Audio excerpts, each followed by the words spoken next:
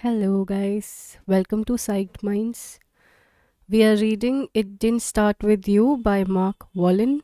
How inherited family trauma shapes who we are and how to end the cycle. If you have not subscribed to the channel yet, do subscribe, like, and share. We are on part 2, the core language map. Chapter 6, the core complaint. When an inner situation is not made conscious, it happens outside as fate. Carl Jung, Iron. Researches into the phenomenology of the self. The words we use to describe our worries and struggles can say more than we realize. Yet few of us ever think to look there. In this chapter, you will begin to construct your core language map.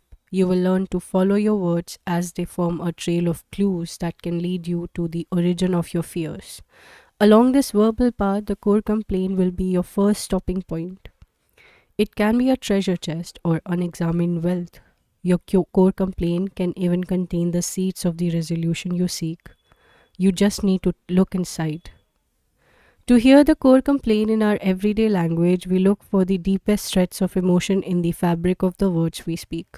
We listen for words that have the strongest emotional resonance to them. Sometimes there is a debilitating fear that holds us captive. Sometimes there's an urgent quality of something that is being asked for or requested. Sometimes there is just great pain. Whenever Bob, a 52-year-old structural engineer, feels anxious and alone, he complains, "Why does everyone always leave me? Why am I not good enough?" Sometimes we hear words or phrases that appear to have a life of their own. In Joanne's complaint, she said that her mother always referred to her as the abject disappointment in the family. Her major complaint was that she and her mother weren't close, and that the distance and harsh word between them had been the source of great pain and emptiness for her.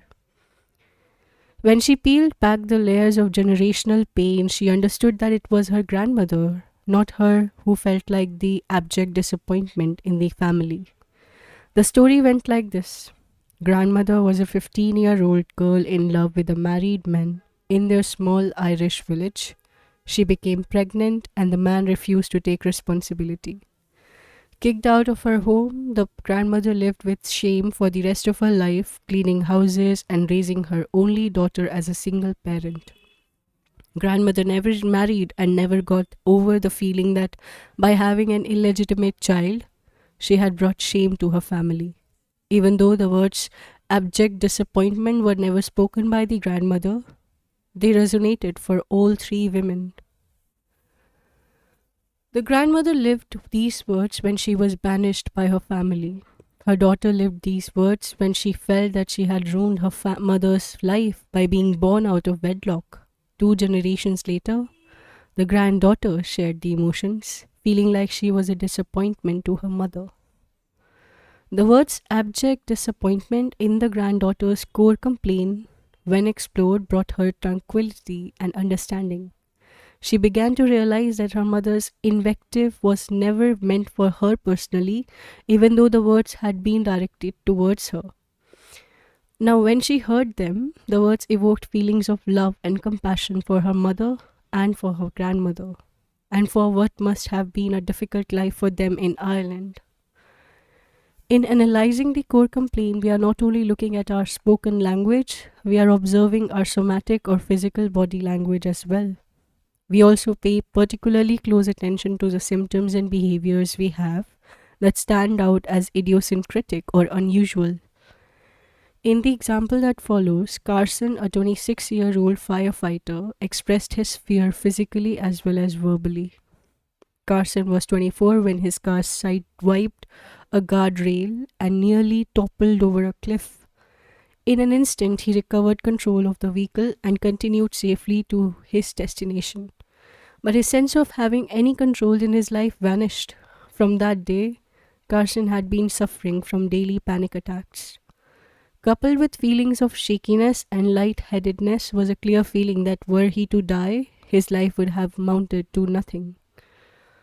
Specifically, there were the words of his core complaint: if I die, I leave no legacy.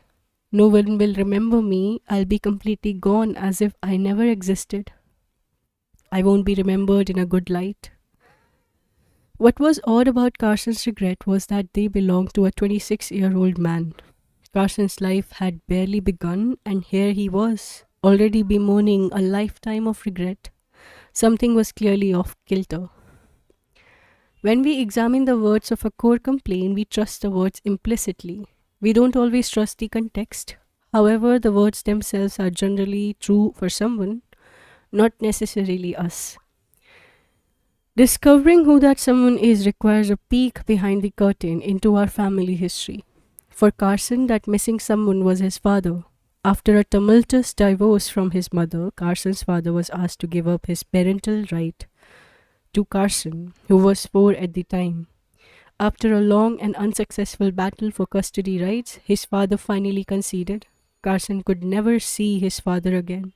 Not only did his mother speak disparagingly about his father, but Carson was also adopted by his mother's new husband and was given the new man's name. Let's look again at the core language of Carson's core complaint. I leave no legacy. No one will remember me. I'll be completely gone as if I never existed.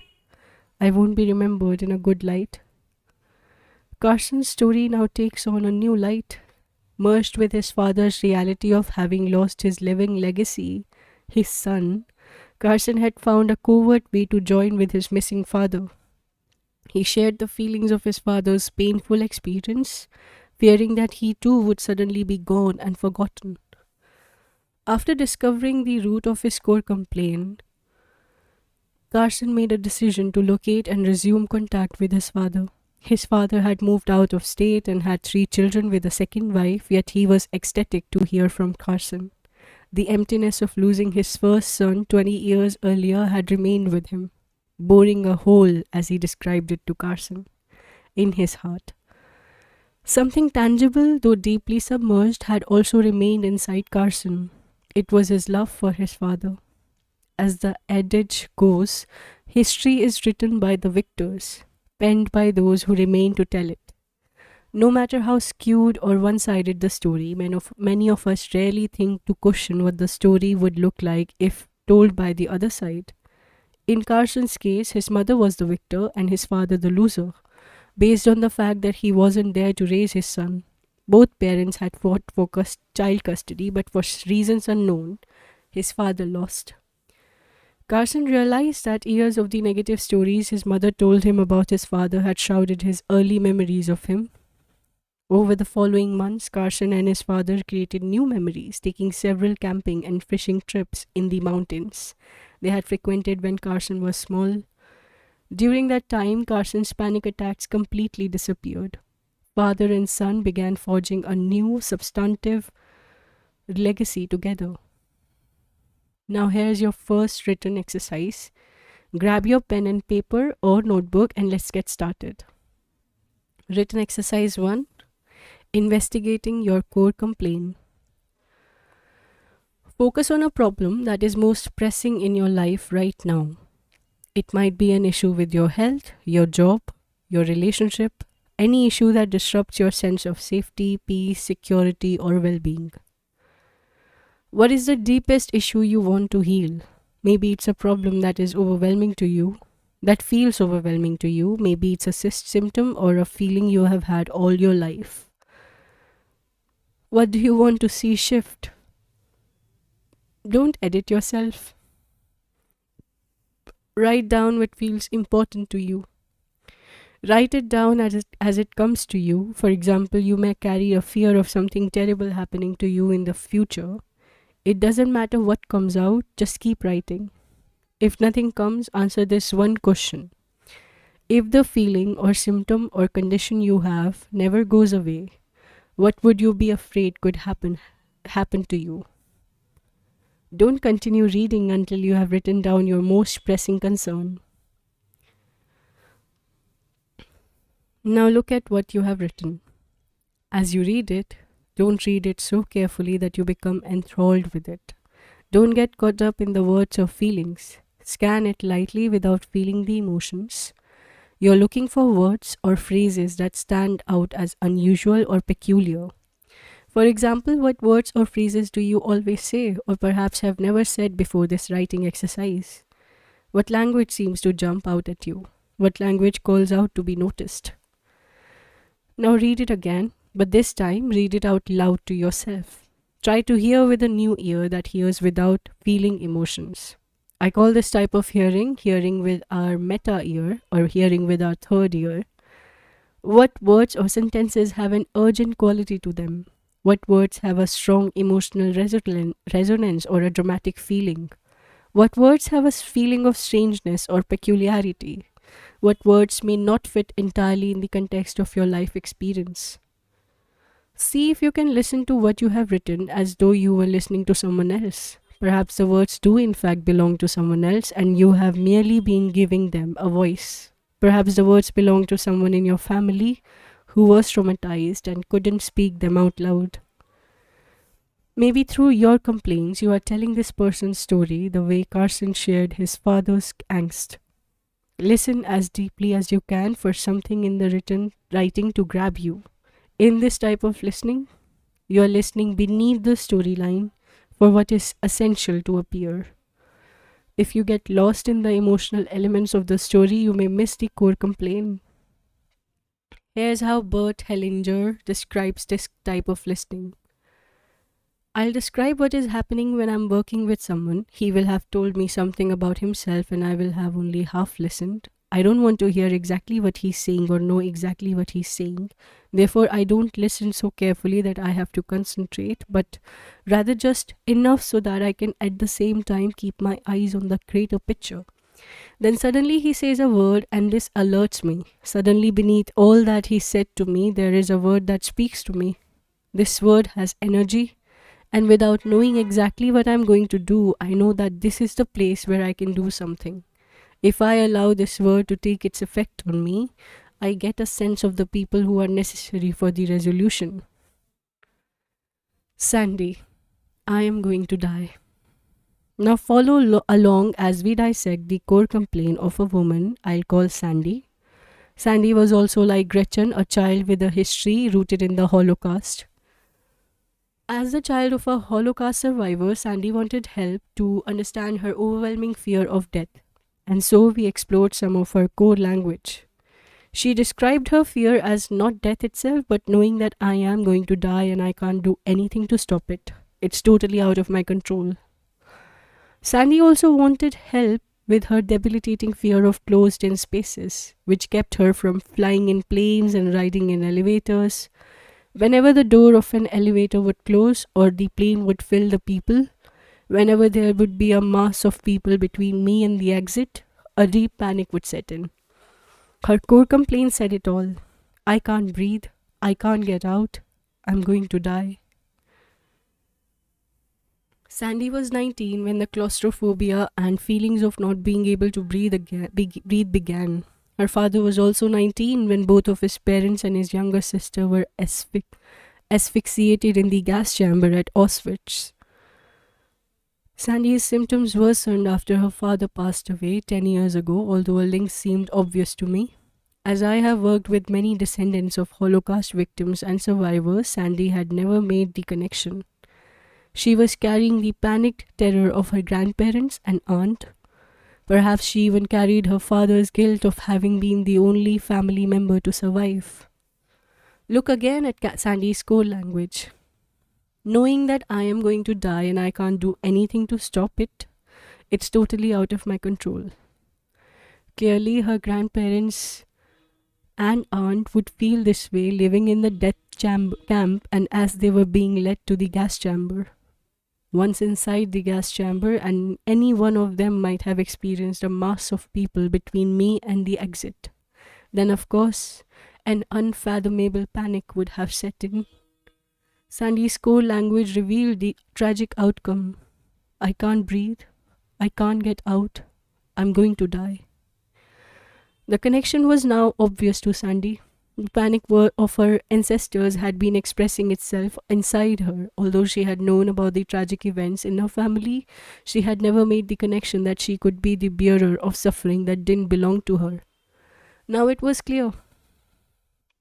In our session together, I asked Sandy to visualize her aunt and grandparents standing in front of her. I asked her to have a conversation with them. With my prompting, Sandy told them, I've been terrified just like you, and I can see that this terror doesn't even belong to me.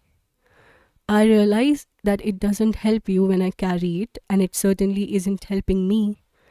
I know this is not what you want from me, and I know it burdens you to see me anxious like this. Instead, I will leave these anxious feelings with you, Grandma, and with you, Grandpa, and with you, Aunt Sarah. Tears collected in the corner of her eyes as she imagined the three of them smiling and blessing her to be happy.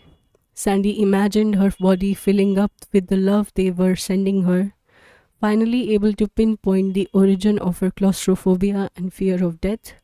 Sandy could feel the weight of her fears dissipate.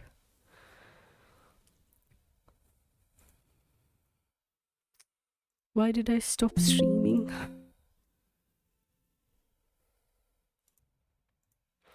Lorena, I'll go crazy. Many of us carry a fear of something horrific happening to us in the future. This fear is often revealed in our core complaint. Lorena was 19 years old and was suffering from anxiety and panic attacks in social situations. She described feeling of being trapped and not being able to get out whenever she was with friends. She had first noticed the anxiety 3 years ago, around the same time she had been struggling with a stubborn bladder infection. She recalled going from doctor to doctor. None of the drugs they prescribed seemed to help with the symptoms. Lorena described the most terrible part about having the bladder infection. Her worst fear was that nothing and no one could help her and that the infection would never go away. The bladder infection eventually did go away, but her anxiety continued to surge. Here's how our conversation unfolded. Mark: and if the bladder infection never went away? Lorena: I would have pain. I would be depressed. I would always be going to doctors. I would be restricted. I wouldn't be happy. I wouldn't be successful. I would be anxious all the time. I would be a loser. When you hear Lorena's core language, do any words jump out at you? How about the words restricted or loser? Notice how those words want to carry us in a new direction beyond the bladder infection. For a moment, let's suspend any ideas we might have about Lorena and her bladder infection and let the energy of Lorena's words lead us. Lorena was getting closer to her core language, but she wasn't all the way there yet. In order to help her go deeper, I asked her to describe the worst thing that could happen to someone else. When we hit an impasse while trying to articulate our worst fears, it's often useful to take a few steps back and imagine the worst thing that can happen to someone other than ourselves. Notice what emerged for Lorena. Mark: what's the worst thing that could happen to someone else, not you? Lorena: they wouldn't be successful. They wouldn't be happy. They wouldn't be able to do things they want to do. They would go crazy. They would become like a hermit. They would end up in a mental institution and eventually commit suicide. How about the juice in these words? Go crazy, end up in a mental institution, commit suicide. Now let's put it all together and see what we come up with. We have got a loser who is restricted, who goes crazy and ends up in a mental institution where he or she eventually commits suicide. Maybe you are asking yourself where all this information is coming from. Let's find out. While peeling back the layers behind her core complaint, Lorena uncovered her deepest fear and plowed squarely into her core sentence. You will learn more about the core sentence in chapter 8. Lorena's core sentence: I'll be a loser, I'll go crazy and end up in a mental institution and eventually commit suicide. In the process of following her core language map, Lorena also uncovered a crucial trauma in her family history. Let's open Lorena's family album and let the words of her worst fear lead us. The words of the worst fear can be turned into a family history question that takes us to the next stop on our core language map: I call this type of question the bridging question. Lorena's bridging question: was there anyone in your family who was perceived as a loser who ended up in a mental institution and committed suicide? Bullseye. Lorena's grandfather. Her mother's father was disrespected and viewed as the loser in the family. He was in and out of mental institutions. He eventually committed suicide while institutionalized. In the next generation, Lorena's aunt, her mother's older sister, had also been rejected in the family as the crazy loser. She too had been in and out of mental institutions. The family, embarrassed by this aunt's behavior, rarely spoke about her. Without admitting it, they had been expecting her to commit suicide like her father. When family members lead unhappy lives or suffer an extremely difficult fate, it's often easier to reject them than to feel the pain of loving them. Anger is often an easier emotion to feel than sadness. It appears that this was the case in regard to how the family angrily treated this sister. It was easier to reject her than to love her. As we learned in chapter 3, the fate of family members who are rejected are often repeated. This was the case with rejected loser grandfather, and in the next generation, the rejected loser aunt. Now Lorena was in line to make it a loser trifecta and extend the pain into a third generation. A suicide in a family can be extremely difficult to grieve. Family members are often angry with the person who has taken his life for leaving in such a tragic way. What's more, the consequences of the suicide, shame, embarrassment, horrid images, unresolved affairs, financial debt, religious uncertainty are left for the family to deal with. Lorena's fate was looming, but it was not yet set in the stone. Once she understood that the fears she carried did not originate with her, she was able to leave them with their rightful honors. I asked her to visualize her grandfather and aunt standing in front of her. Lorena spontaneously expressed genuine feelings of love for them both. She imagined that they were supporting her to be well and that she could just breathe the anxiety out of her body and send it back to them. She breathed for several minutes, reporting that her body felt lighter and more at peace. She asked them both for their blessings so that she could live a happy life, even though they did not have happy lives. She could see that it served no purpose to carry their anxiety and that doing so only brought more pain to the family. She promised them both that she would not carry it anymore and imagined a future anxious situation in which she could breathe any residual anxiety back to them. After one session, Lorena was free from the panic that had been consuming her. When I'm asked about how the emerging research on neuroplasticity relates to my own clinical experience, I often think of Lorena. Her ability to shift from a predominantly anxious state to one that was more peaceful and balanced was a vivid illustration of the elegant way in which personal family history and present day awareness can come together. Once key connections are made, and we practice focusing on our healing images and experiences, we lay the groundwork for new neural pathways. Healings can then be surprisingly efficient. Core language as a compass. Sometimes the core language of our core complaint is so compelling, it forces us to excavate the family burial grounds for answer. Yet often the family history we seek isn't readily available, masked in shame, pushed away in pain, or protected in the form of a family secret. This information is unlikely to be talked about at the dinner table. Sometimes we know the traumatic history behind our issue, we just don't always make the link to our present experiences. The core language of our core complaint can guide us like a compass through generations of unexplained family angst. There, a traumatic event may be waiting to be remembered and explored so that it can finally be laid to rest. The following is a list of questions that can help you unearth some of the core language of your core complaint. Answer each question in as much detail as possible. Keep an open mind, don't edit your responses. The answers to these questions can illuminate a connection between a current issue and a trauma in your family history. Written exercise 2. 10 questions that can generate core language. 1. What was taking place in your life when your symptoms or problems first appeared? 2. What was going on right before it started? 3. What age were you when the symptoms or problems first appeared? 4. Did something traumatic happen to someone in your family at the similar age? 5. What exactly happens in the problem? 6. What does it feel like in its worst moments? 7.